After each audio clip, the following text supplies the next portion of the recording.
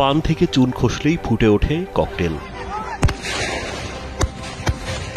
সম্প্রতি মুহুর্মুহুর ককটেল ফাটিয়ে নিজেদের আকাশ ধোঁয়াচ্ছন্ন করে আলোচনার তুঙ্গে উঠে এসেছে শরীয়তপুরের বিলাসপুর। কথিত আছে বিলাসপুরের ঘরে ঘরে তৈরি হয় ককটেল নামে পরিচিত হাতবোমা। টিন বা প্লাস্টিকের কৌটায় কাচের বল, তার কাটা, ধানের কুড়া ও 2 প্রকারের বারুদ ভর্তি করে বানানো হয় প্রাণঘাতী বিস্ফোরক। এরপর স্কচ টেপ পেঁচিয়ে রেখে দেওয়া হয় টার্গেট মতো ফাটিয়ে দেওয়ার জন্য। উপকরণ লাগে আপনার কাল ভাঙা, বাসপাতি চাউল, মনে করেন আছে পুটটা, আছে মনে স্ক্রুপ, ওই যে চালের স্ক্রুপ, পর আছে অলদি ফাঁকি, আচ্ছা মরিচে ফাঁকি, আর বিভিন্ন ধরনের জিনিস আছে এটার মধ্যে। স্যান্ডেলিনা সো, রূপচর্চায় আভিজাত্য। গোপনীয়তার সঙ্গে নিয়মিত বোমা বানানোর কাজ চলে দুর্গম চরে বসে। কুদ্দুস ও জলিল বাহিনীর যার যার মতো বোমা তৈরির প্রশিক্ষিত টিম আছে বলে দাবি স্থানীয়দের। কুদ্দুস ব্যাপারীর লোক জানে নৌপথে ওই কাজে যাদের মাল আসে ওই ট্রলারে করে ওই ট্রলারের মধ্যে ওই মালের সাথে এই বোমার সরঞ্জাম আনে, বোমা বানায় সরঞ্জাম আনে আর বাড়িতে মাল বানায়। শরীয়তপুরের জাজিরা উপজেলার ওপর দিয়ে প্রবাহিত হয়েছে পদ্মা নদী। এর তীর ঘেঁষা বিলাসপুর ইউনিয়নটি ভাঙনপ্রবণ এলাকা।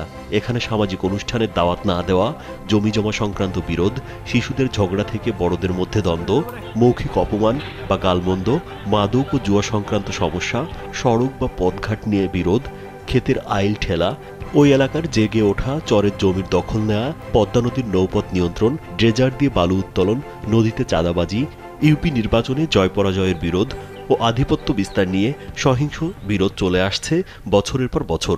কম ফুটায়, গর্দতা কোপায়, লুটপাট করে, বাড়িতে মানুষ থাকে না, যেমন এইসবই হয়।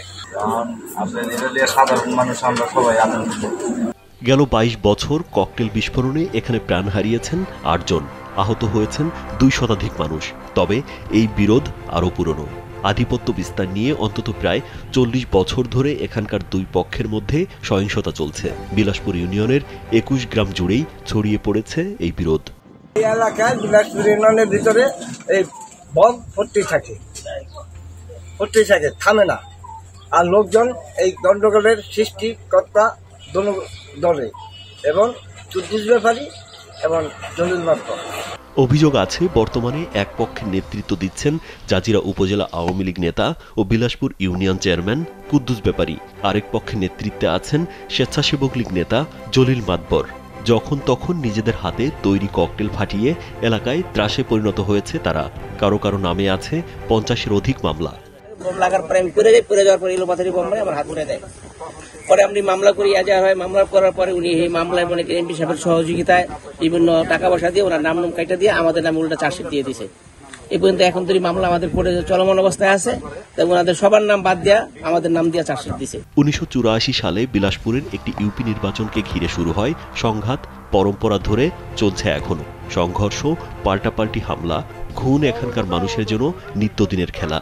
এই যে আপনার বম ফাটানো, এই যে কয়েকদিন পর পর মারামারি, 2 পক্ষের 3 পক্ষ মিলে যে গ্যাঞ্জাম, এই কারণে তো আপনার এইখানে কোনো সাধারণ মানুষও আসতে ভয় পায় এবং আপনার সাধারণ মানুষও আসে না, দূর দূরান্ত থেকেও কোনো মানুষজন আসে না। শরীয়তপুর 1 আসনের আওয়ামী লীগের সাবেক সংসদ সদস্য BM মোজাম্মেল হক ও ইকবাল হোসেন অপুর সমর্থনে 2টি পক্ষ বেপরোয়া হয়ে ওঠে বলে অভিযোগ স্থানীয়দের। আওয়ামী লীগ সরকারের আমলে পুলিশকে ম্যানেজ করে টাকা দিয়ে এই বোমের বারুদগুলো অল শরীয়তপুর ডিস্ট্রিক্টের মধ্যে আইনা বিক্রি করে সাপ্লাই দেয়। সম্প্রতি গেল 5 এপ্রিল আবার সংঘর্ষে জড়ায় চিরশত্রু 2টি পক্ষ। এ সময় শতাধিক ককটেল বিস্ফোরিত হয়, আহত হয় 15 জন।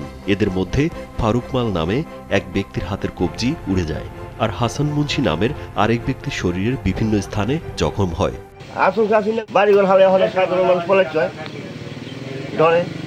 জাজিরা থানার ভারপ্রাপ্ত কর্মকর্তা মোহাম্মদ দুলাল আকন্দ জানান, বিলাসপুরে দীর্ঘদিন ধরে 2টি পক্ষ আধিপত্য বিস্তারের জন্য লড়ছে। ককটেল ও বিস্ফোরক দ্রব্যের উৎস জানার জন্য পুলিশের গোয়েন্দা ইউনিট কাজ করছে।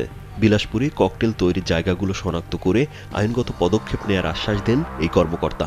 আমরা এই ব্যাপারে তথ্য সংগ্রহ করছি, আমাদের ইন্টেলিজেন্স সংগ্রহ করছি, করে আমরা দ্রুততম সময়ের মধ্যে আমরা এগুলোর ব্যবস্থা নেব। স্থানীয়রা বলছেন বিলাসপুরের নাম শুনলে এখন আর কেউ সম্বন্ধ নিয়ে আসে না, করতে চায় না বিয়ে। রাজীব বিশ্বাস, কালবেলা।